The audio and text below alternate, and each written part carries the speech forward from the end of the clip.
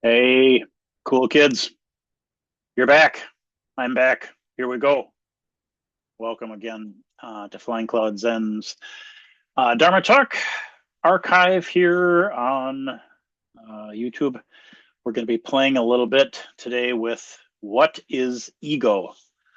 Mostly because I'm asked about this a lot and our kind of collective confusion. I include myself in being confused.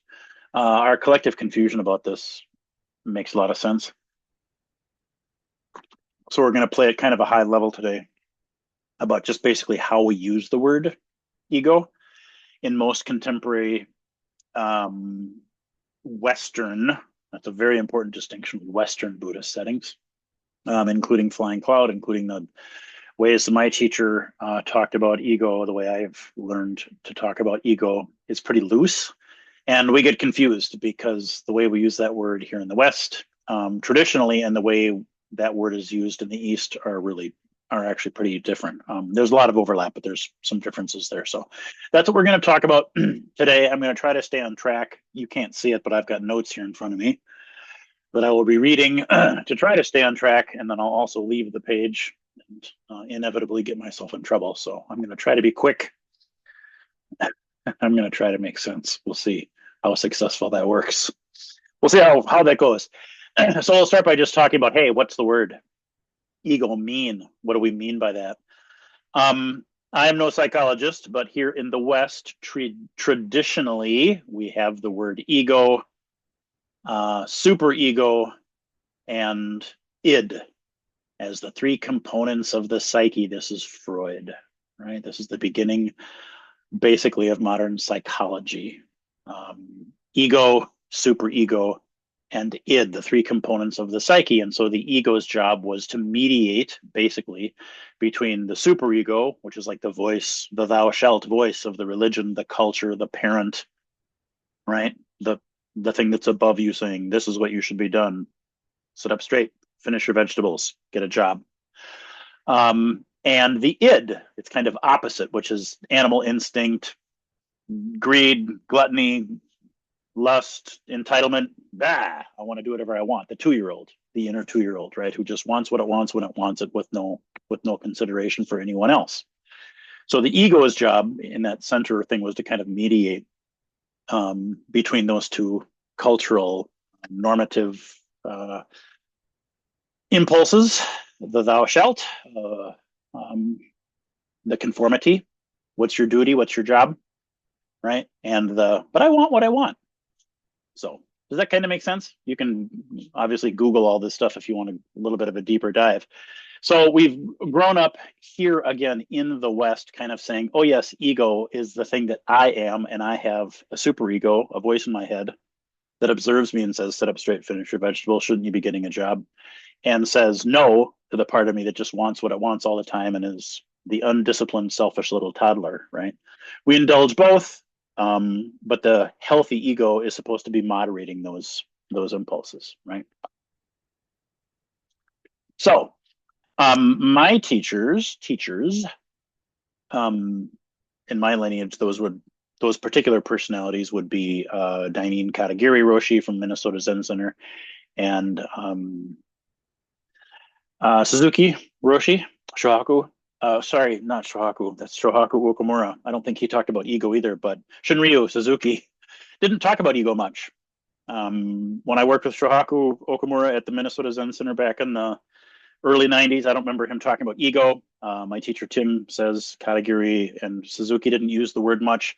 It shows up now and again in some of their Dharma talks that have been transcribed now, but for the most part, that wasn't the way they talked about the self, right? They talked about the self in a different way, which makes sense. They were raised, especially in a Buddhist formal training setting, to talk about self in a different way, right? The Buddha had a very different model for the self, the skanda model, which I'm not going to go into here. But basically, the components of the self in that model are very different than the components of the self in this model. And because and this is a broad brush, we're painting with a broad brush here because I'm trying to keep this simple and I'm trying to keep this short.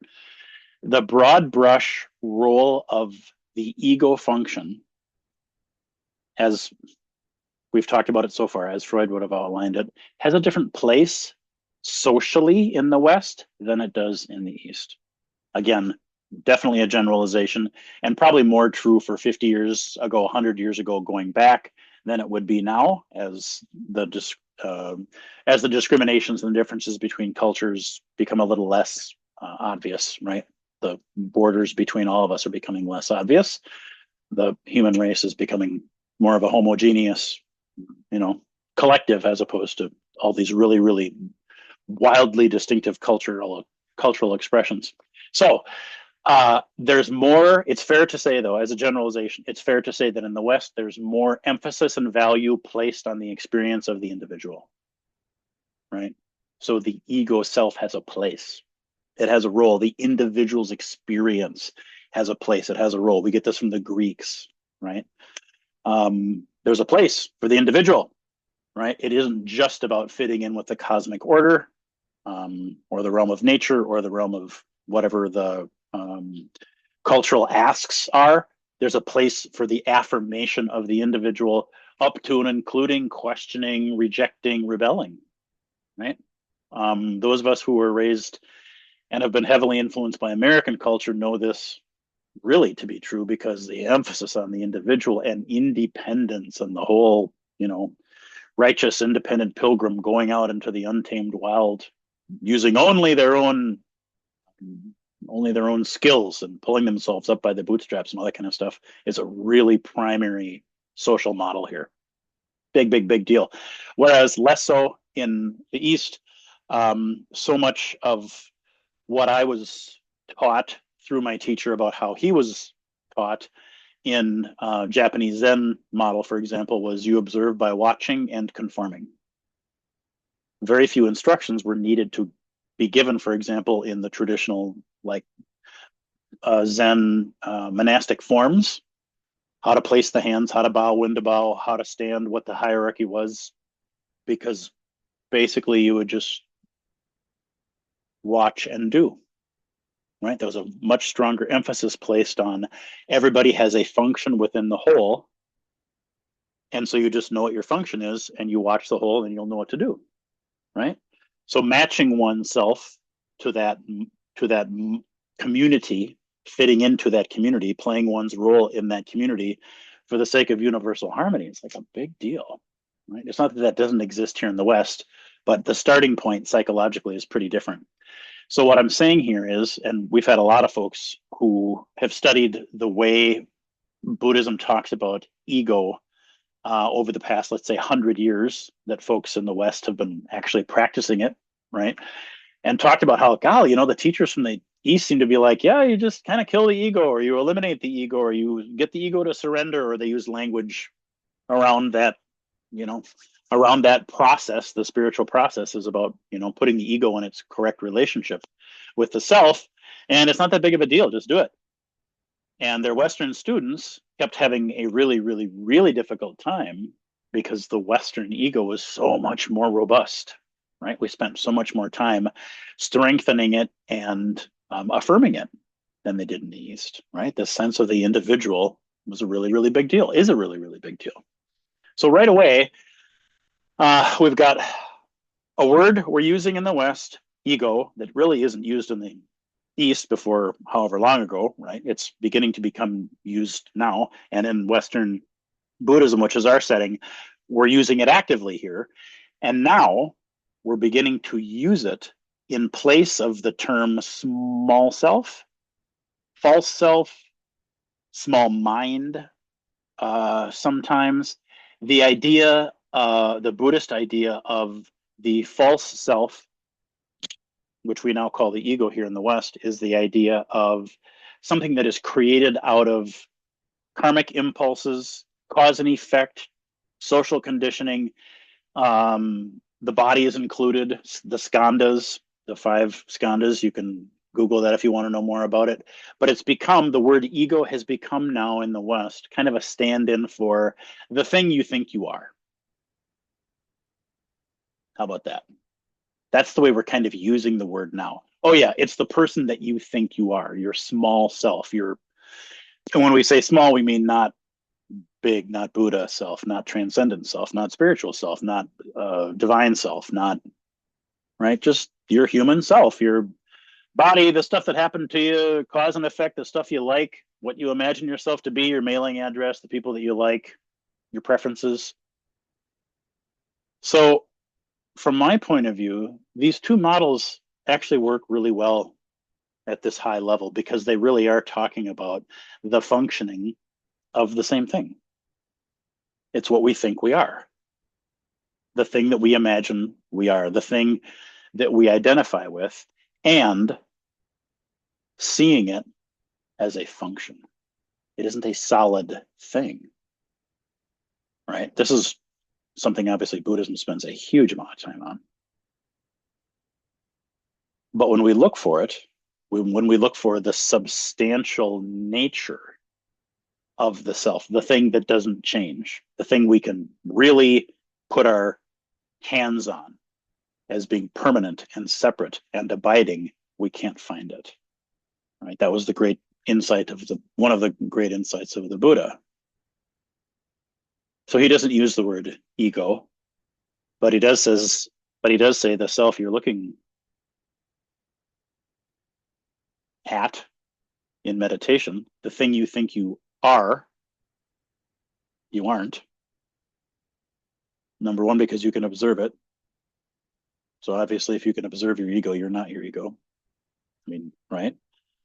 And secondarily, when you really start to pay very close attention, as we do in meditation, we notice that the self, the thing we think of as ourselves, and we think of as being abiding, and we think of as being separate, and we think of as being permanent, shows itself to be none of those things. And we are encouraged to look very, very, very carefully at that self. See if you can find the permanence. See if you can find the separateness. See if you can find how it's abiding. See if you can find those things. You believe them. That's the place you act from all day long, your whole life. But see if those things are true. And of course, in our meditation, we see, oh, wow, yeah, the edges of the self turn out to be pretty darn permeable. So much so that the idea of it being permanent or abiding or separate kind of dissolves, right? In our meditation, we start to see that. So this is the place I wanted to kind of get to at this point, which is in the West, we call it an ego, and it's part of a tripartite ego, superego, id thing. And in the East, there's like, well, there's just a self. It's a thing you think you are, but it's not really you. It's just the operating system. It's just a function, right? And both models agree there's a thing there that we have to talk about, and we put quotes around it being a self. And both models agree it's changing all of the time. The Eastern Buddhist model spends a lot of time going, so much so that when we look at the thing that's permanent about it, we realize we can't find it. There isn't really a permanent, abiding, separate self there. And they both agree, and this is the most important part, I think, it's a function. It's actually not a self, it's a function of self. It's a function. It's a really important function, incredibly important function, but it is learned. We weren't born with it. People aren't born with egos, nor are they born with a sense of a separate self. There is none.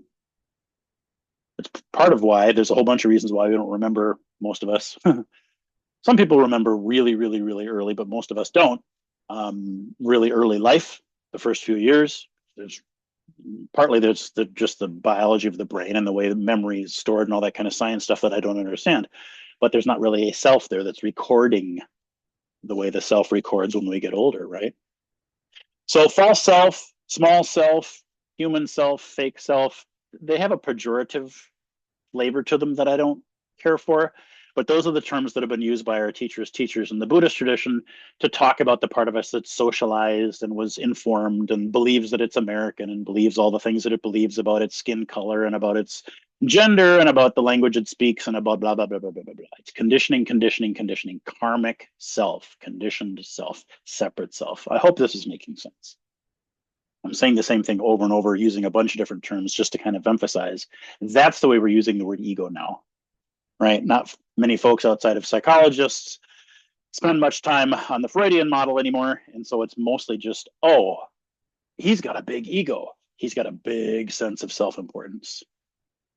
You need a healthier ego. You let people walk all over you, right? You need a healthier sense of self, right? So, um, one of the things I want to touch on really, really quickly, I already did just a little bit, but I think this is really important because it has been part of the difficulty in the Buddhist tradition being enculturated here in the West. And that again is the role of the ego in culture, so much more so in the East. The role is about learn to conform and fit in with the system. Don't rock the boat. The boat is ancient. The boat is holy. The boat is wonderful. And just work with it. Work with it, right? The path for individuation, the path for even enlightenment, the path for awakening and transcendence is thousands and thousands and thousands and thousands of years long. So just in this life, do your best, do your dharma, capital D, dharma. This isn't Buddhist dharma, capital D. This is pre-Buddhist Hindu dharma, capital D, duty. That's the law. You're born into that role, you're born into that family, you're born into that skin, you're born into that country. Show up, do the thing they told you to do it well with as much devotion, diligence, kindness, and love as you can, and then don't worry about it. Karma takes care of itself, right? Just that's the thing. Again, this is an ancient, ancient, ancient model. And again, we're playing with very big generalizations here. But that idea of just show up, do the best that you can, it shows up in Buddhist settings because of the way our teachers taught, and they didn't expect to be questioned. Because in that model, you don't, right? The teacher or the guru, in some traditions use the word guru, that's their role. It's divinely ordained. And the thing that they say is the thing you do and the thing you believe, and you repeat it, and then that's the deal, right? So part of it is how it shows up in instruction and training, because here in the West, we question. We're used to again, the kind of the Greek model of question, the Socratic method. How do we know it's true? How do we know, right? You're encouraged to pick it up like a scientist and look at it for yourself. Run the experiment yourself. There's seeds of this in Buddhism too, right? The Buddha went out of his way to say, don't just believe it because I said it. Practice it for yourself and know it to be true. Those instructions make sense to us in the West. Oh, we love that. It's like, yes, I get that. That sounds like the scientific method. That makes sense to me, right? But the culture that Buddhism was given to us from, it just is. Just do it. You don't need to understand it. You don't need to, it doesn't need to make sense to you. Just do it. Read the room, fit in, blend in, do it. That's the way a lot of the instruction was given. And for some of us, that was okay. It was easy. And for others of us, a lot of struggle there, right? Because the ego wants to assert itself. The ego wants to know and own and possess, right? There's something good about that. There's also something graspy about that, but it's really important. I've heard over and over and over from Westerners, I really have a hard time taking place in any kind of liturgy that I don't understand. If I don't already know what it is we're going to sing, chant, recite, and I don't agree with what we're going to chant and recite, I'm not doing it. That's a very Western idea. It's cool. I like it. But it's also a very Western idea. And there are times when that impulse kind of gets in our way. Does that make sense? We're kind of forcing the preference of the individual to be primary. And sooner or later, the preference of the individual in the spiritual path is going to have to be secondary. Yeah. So the last place we see this that I'm going to talk about really quickly is in the third temptations of the Buddha. One of the things I'm very fond of talking about because there's so much beautiful dharma in that myth. But the final temptation of the Buddha is a dharma temptation, a social role temptation, basically. What do you think you're doing? The third and final test.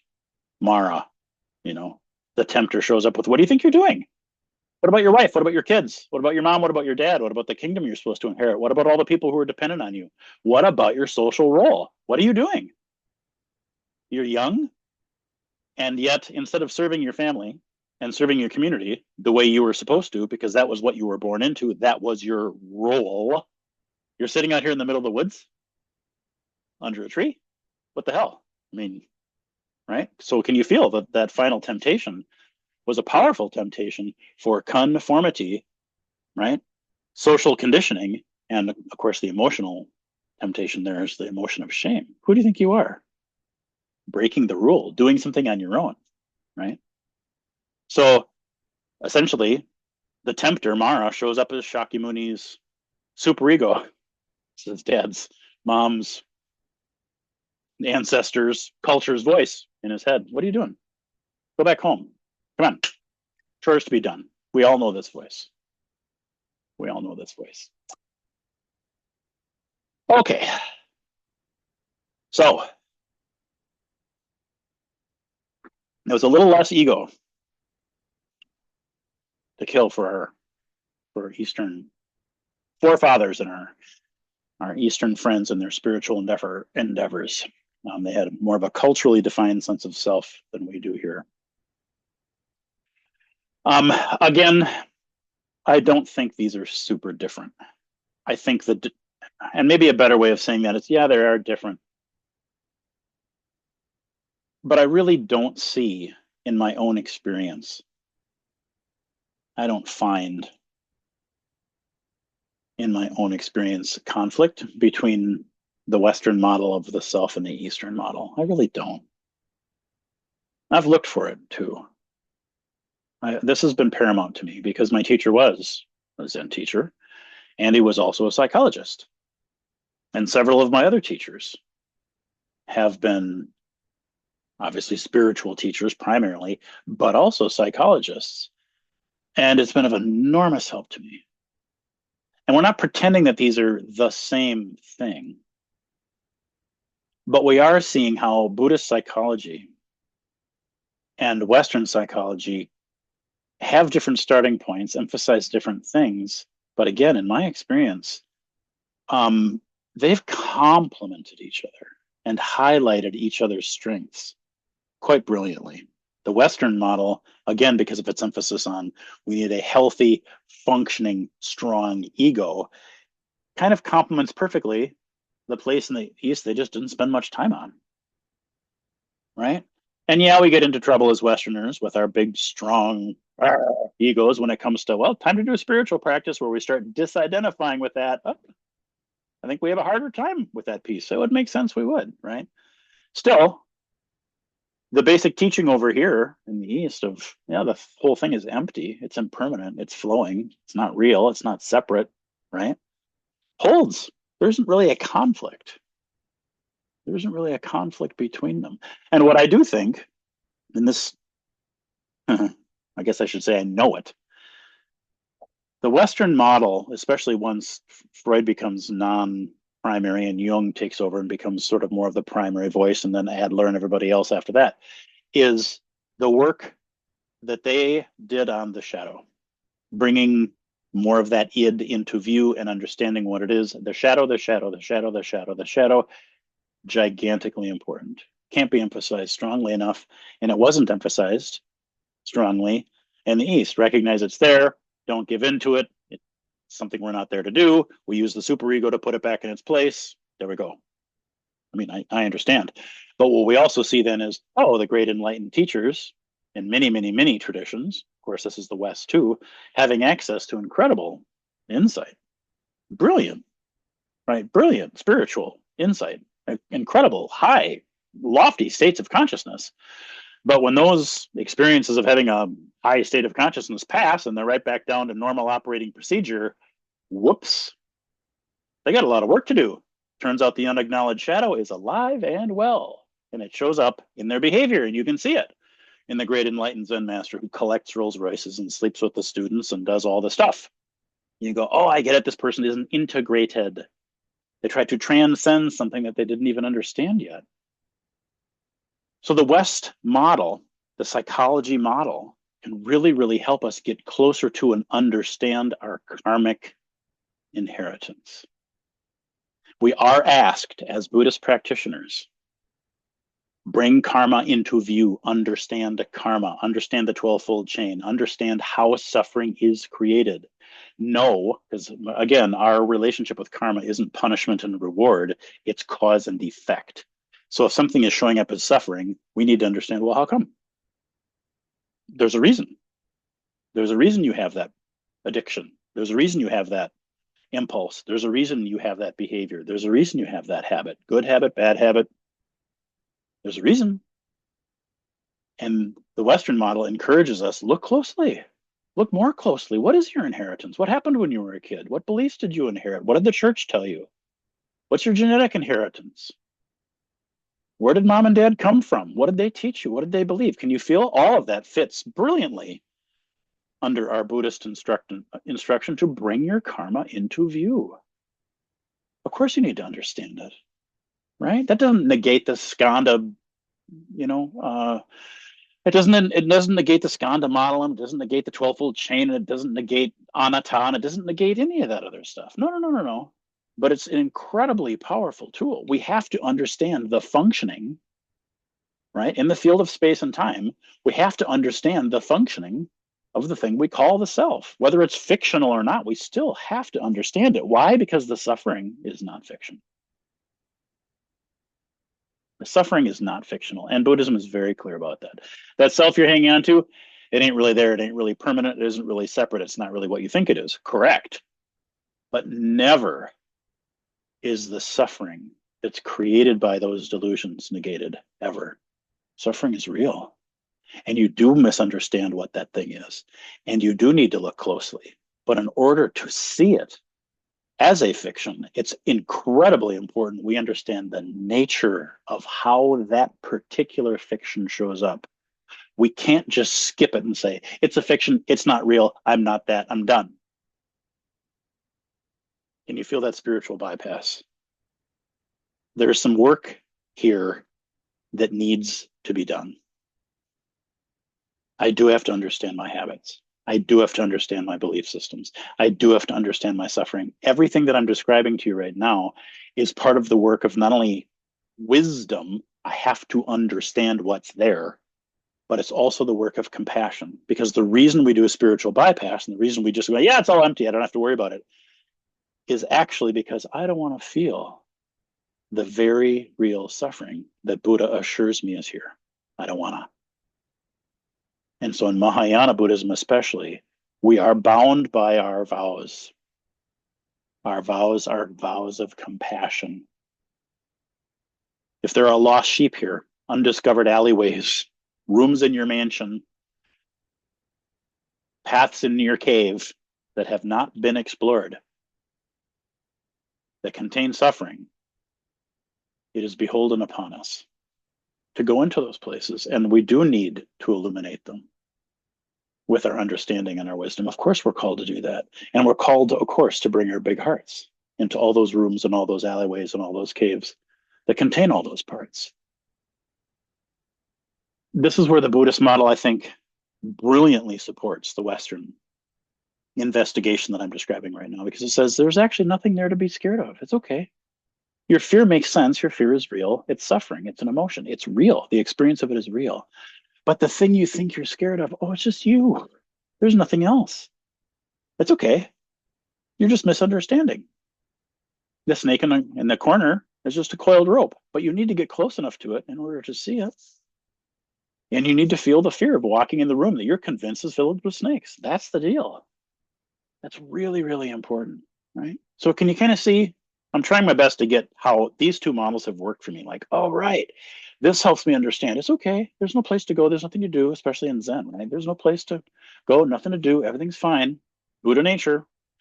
And at the same time, that's what allows me to do the bringing karma into view, the Jizo Bodhisattva work, descending over and over and over into hell, because that's the actualization of my vow of compassion.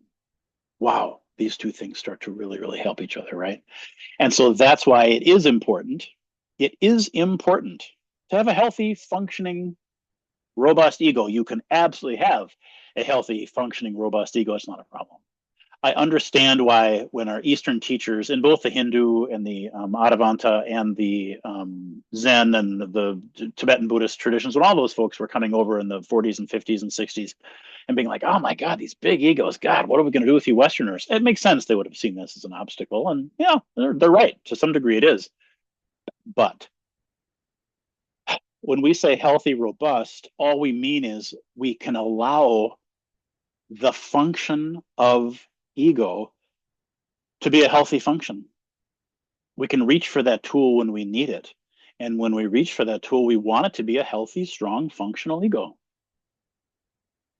There's nothing wrong with having a car that very reliably runs very faithfully in your driveway. You're just not confused that you're it and you get out of it when you don't need it. It's not a problem. And that's just what an ego is. It's a function. It has a role, mostly socializing. It has a role in the human community, the global human community. It has a role to help us survive and form here in the world of space and time. Of course, we need it.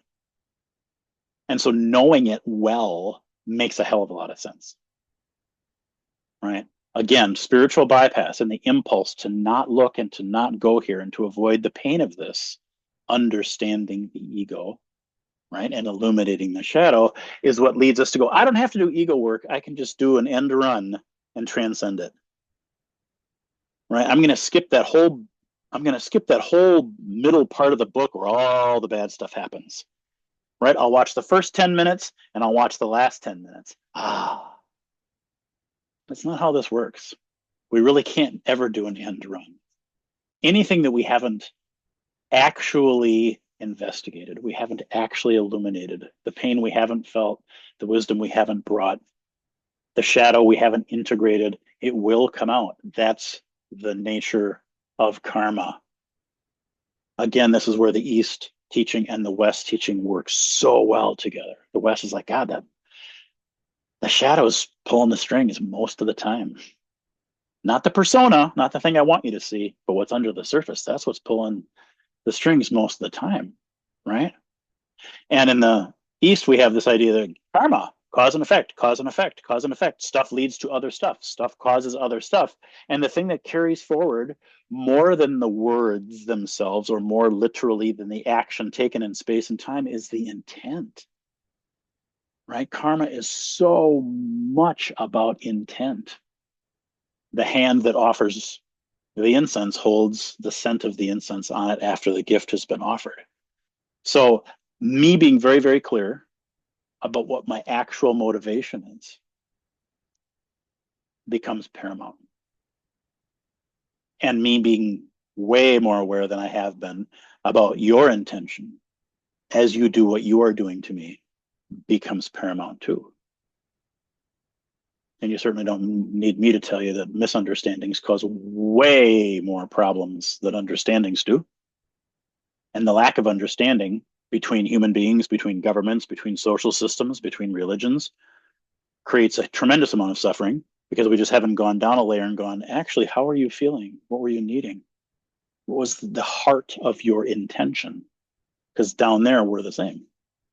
Up here, we might be very different, right? But these two traditions can really highlight one another's strengths and give us not only the tools we need to understand the ego, but to make sure that it's a clear, healthy, and by healthy, I don't mean primary, I mean healthy enough to say, I can take my hands off the wheel when I am asked to, kind of ego. That's what we want. That's what we're looking for. So I don't like, and most of my teachers don't, I don't like the language of killing the ego, dissolving the ego, whatever. No, no, no, no, no, no. That, no, doesn't work. At least not in my tradition. At least not in Zen. Doesn't make sense. Fighting the self, bad idea. Fighting anything, bad idea. How about if we observe it and understand it? As soon as I observe it, I am not it. So it doesn't take me long actually to figure out, oh, I'm not that. I'm not that. I control it. I ask for its help. It's just a function. I get into the car when I need the car. I get out of the car when I don't. I'm making it sound like it's simple and we figure it out in 5 minutes. We make the connection in 5 minutes, right? But growing into a different center of gravity in the self is the work of a lifetime, right? But I do need my egoic conditioning. I do need my karmic conditioning. I do need that. If I'm to bring it into the light, I need to understand it. And so I start to understand how it works. I start to understand how ego thinks. I start to understand what it feels. And I start to learn its purpose is survival. That's really it. All it's designed to do is keep me alive and safe. That's it. That's really it. It's designed to keep me alive and safe. It's not here to make me happy. It's not here to fulfill me. It's only here to keep me alive and safe. Security, security, security. That's its purpose. That's the purpose of the function that we call ego, right? Human beings over about the age of 5 have one of these, and they develop and they learn and they adapt. But basically, if we follow all the breadcrumb trails all the way down, we go, oh, security, I'll be darned, there it is again. That's its purpose, right? And its nature is insecurity. How do we know this? Because of what the Buddha taught us. The thing it's relying on for its security, something external, food, clothing, shelter, medicine, the esteem of my culture, worth, value, money, whatever, is always going, going, gone. Basic Buddhism here. Basic Buddhism. You've gone out. You've gone external, the way all egos do, to try to find your security, and everything you're reliant upon is changing by definition because everything is impermanent. Therefore, the nature of the ego is insecure. It's never quite secure. It never quite can land. If you've been sitting for any amount of time or self-observing for any amount of time, you've already seen this. You've already seen in yourself, you know what? The bank account never actually is big enough. Can't get big enough. I can't buy too many books. I can't have too much food in the pantry. I can't have too many songs on my iPod. I don't know, whatever the thing is. The Buddha taught that greed, the function of greed is infinite. Yes, the function of greed is infinite. Greed is infinite. It's a function of the ego. First noble truth, suffering, right? The ego is always scared. It's always scared. It's never not scared. It might be just a tiny bit scared. Those fleeting moments that we call, oh, arrival or security or contentment. But when we look carefully, we go, oh, actually, that's not actually quite true. Because even those moments of, ah, I finally have everything I want, as if that was possible, even if I do imagine I finally have everything I want, the very next thought, the very next impulse for the ego always is, how do I hang on to it and make sure it never changes and never leaves? And we're back to where we started. So we're describing a function whose purpose is just keeping us alive and secure, trying its best in a world that's always changing, right? Poor thing. It's a Sisyphean task. Its nature is insecurity, right? And so the emotion is always fear, fear, fear, fear, fear. And so in a healthy spiritual aspirant, regardless of the tradition, the destiny of the ego is surrender. That's how it works. It has to surrender willingly. It has to surrender. That's why we don't like the language about breaking it or dissolving it or killing it or beating it down. Nah, it doesn't work. Right. And so we're given a wonderful metaphor by our teachers who say, relate to it the way you would a horse that was wild or a puppy, something that has a pre-existent nature that warms your heart because everybody loves baby horses and everybody loves little baby dogs. It's impossible not to love a puppy, but you understand that when you bring that puppy home first, it has no idea what the rules are. And it wants to taste everything and pee on everything and chew on everything. And it's just an id. Blah. It just wants to do whatever it wants to do. And we also know that if it's allowed to just do whatever, it's going to end up being a very miserable animal. It's not going to be healthy. It's not going to be disciplined. It's not going to feel secure. It's not going to know where the boundaries are. It's not going to know what keeps it safe. It's not going to know who's in its tribe and who isn't in its tribe. And so will always, always, always be insecure and scared. Wow, sounds like an ego. It sounds like it's like exactly the sort of things we needed to learn when we were 2 or 3 years old. Here are the boundaries. Here's the yard you get to play in. Here's the curfew. Here's what we're having for dinner. Those things might be different than the boundaries or the playmates or the food or the dinner that that little one wants, whether it's puppy or human. But it being given, here's the parameters, is actually meeting an incredibly important need for that little being. Here's your place. And all of us, I trust, have met dogs that were not disciplined. And we've all met people who are not disciplined. And not only are they very, very frightening to be around, because they are frightening to be around. We never know what they're going to do.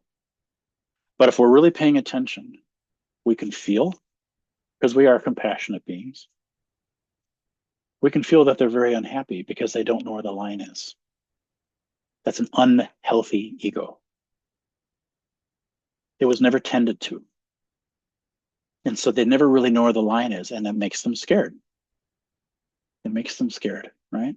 So the puppy or the child or the horse metaphor also works in its other extreme of the child or the horse that was broken, or the puppy that was beaten when it misbehaved. You can try to kill an ego. You can. You can train your puppy by hitting it with a rolled up newspaper every time it does something that you don't want it to. Will that change its behavior? Absolutely. 100%. Will that work? Yep, that'll work. I mean, mostly that'll work. But all of us, I hope, have also had the experience of being around a person or an animal that was trained and socialized that way. Do they chew on your slippers? Nope. Do they stay on their mat when you tell them to? Yep. But it's because they have either metaphorically or literally a shock collar around their neck forever, and they're just waiting to get zapped. So they're forever frightened. They're forever frightened, just like the one with no boundaries. Wow. Actually, a healthy ego is starting to sound pretty good. An ego that knows exactly where it is, exactly what it is, exactly its role, when its job is to take the wheel, and when its job is to let go. That's what we're describing when we say healthy ego. That's important. That is really important. So I hope you can feel in yourself, the way that I was socialized, the way that my ego was constructed. I can feel the parts of me where that was done very, very well. I don't have a lot of suffering in those areas of my life. I understand where the boundary is, I understand what the rule is, and I understand what I have to do. I might like it or not like it, but that's okay. Time to go to work. Get up, you set your alarm, and you go to work. Okay.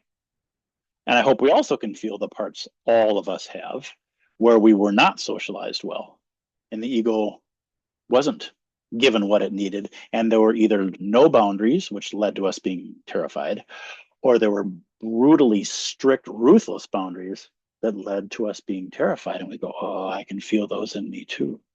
The places that I'm confused, the places where my shadow comes out, the places where my friends and relatives have been, whoa, what happened there? Does this make sense? So much of our work on the cushion and off the cushion for meditators, for mindfulness practitioners, is I want to be very intimate with the thing that I think I am. I really want to be very intimate with my story, with my belief systems, with my patterning, with everything that I would call my ego self. I really want to get to know it better because there's a tremendous amount that is stored in there. And to the degree that I believe that I am this, which is most of us, most of the time, to the degree that I'm seeing through this lens, which is most of us, most of the time, I am not seeing clearly. I am seeing through the lens of my conditioning, right? It's very difficult for us to see ourselves clearly. That's why we have meditation, right? So we'll end with this because it's already been 43 minutes. Holy cow, it's a long talk.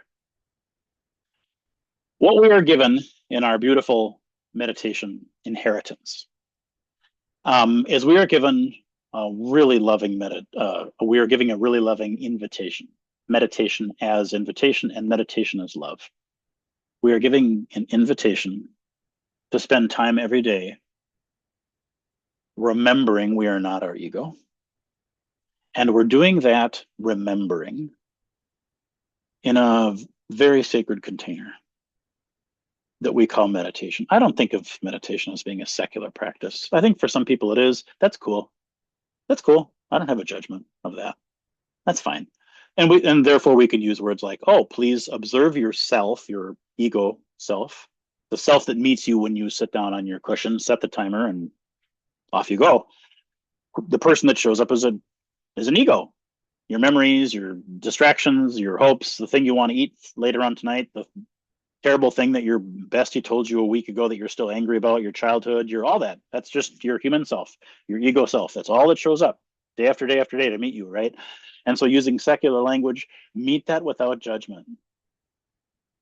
Meet it without judgment. That's the language of mindfulness, non-judgmental awareness or non-egoic awareness. Why non-egoic? Well, because ego's function is scared, obviously, and safety, and therefore judgment, organization, value. Again, this is the lens of the ego. What's good for me? What's not good for me? What do I want? What do I not want? What do I imagine is going to hurt me? What do I imagine is going to help me? That's all it can do. It's always a binary, and it's always self-centered. Not because it's bad, but because that's its job. That's literally its job. Its function is to do that. So when we meditate, that's who's going to show up. There's no point in shaming it. There's no point in beating it with a rolled up newspaper for being an ego. That's its job. A hammer being a hammer is a hammer doing exactly what it was supposed to do. We can't get angry at it for not being a screwdriver. It just doesn't work that way. So that's what you're going to see when you start sitting. A hurting human. A body with all sorts of information stored in it. Huge memories, loads of karma stored in this is the hard drive, right? Wow. And then the software, memories and hopes and distractions and daydreams and storylines and belief systems. And oh, wow. That's what's going to show up. The small self in all of its forms, its physical forms, its emotional forms, its belief systems, its impulses, its narratives, its storylines. That's who's going to show up on the cushion. So if we use secular terms to say, I'm going to meet it without judgment, it'll be non-egoic awareness because I'm looking at the ego. I am therefore not it. Okay. That's cool. I prefer more spiritual language that reminds me that the only thing that ever changes or does anything in the world, compassion, wisdom, right? Those are not ego qualities. The ego does not possess those qualities. I don't expect the ego to possess those qualities. I would never shame a 3-year-old for not having compassion. They're 3. They can't. I wouldn't shame my puppy for not having compassion. He's a puppy, right? But I will meet their experience with compassion and with the understanding that we call wisdom. When those two things are married, compassion, just seeing without any judgment and being willing to feel, and then the understanding of wisdom. Oh, I get your story. That's why you do that. I understand why karma led you to do that. That makes perfect sense. I have something called awareness, compassion, or mindfulness, right? I'm with the suffering, I'm with it, and wisdom, or just understanding. When we combine those things, we have a thing called awareness, right? Compassion, I was told, is the right hand in the Zen mudra that we make when we're sitting, and wisdom is the left. And when we create that circle, we're drawing a map of the universe, a map of wholeness. That's awareness, compassion, and wisdom, or mindfulness and understanding. Shamatha or vipassana, the two types of meditation. Calm, center. You can sit with it, breathe quietly. It's okay. Soften around it. And vipassana, look very deeply. What is in there? What is that? Can you understand it? Can you feel those two movements? That's awareness. Wow, that's who I really am. That's why we make this shape when we sit, remember. So I do see, this is me wrapping up. I do use the word ego to just talk about the self. I use it pretty loosely, and I really do see in my years of doing these practices together, they blur together to the point where I don't really need to distinguish between them anymore because it doesn't matter too much, actually. What I'm encouraging you to do as the one listening to this talk is I hope that this made sense. I hope it helped and didn't make it worse. If you got questions, let me know, right? My email is easy to get a hold of there on the website.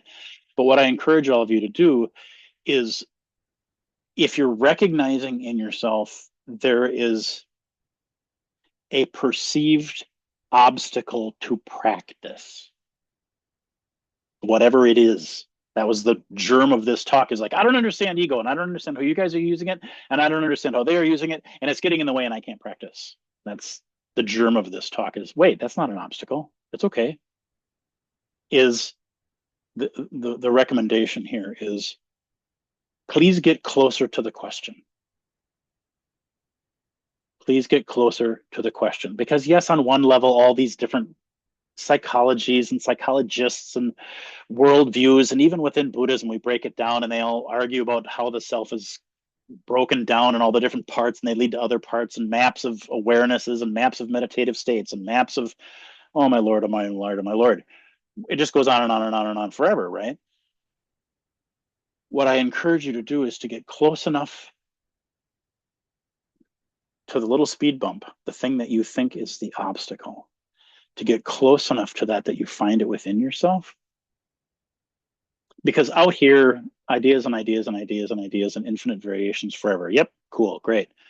But we can never allow them to be preventative, right? The door of practice isn't this. I'm pointing to my head. This isn't the door that was given to us. It's experience. And this actually works in both the West and the East. We put way more emphasis on cognitive and conceptual understanding in the West. I get it. That's part of our inheritance. That's part of the affirmation of the self. I think it's cool, right? They don't do that as much in the East, but both agree on this.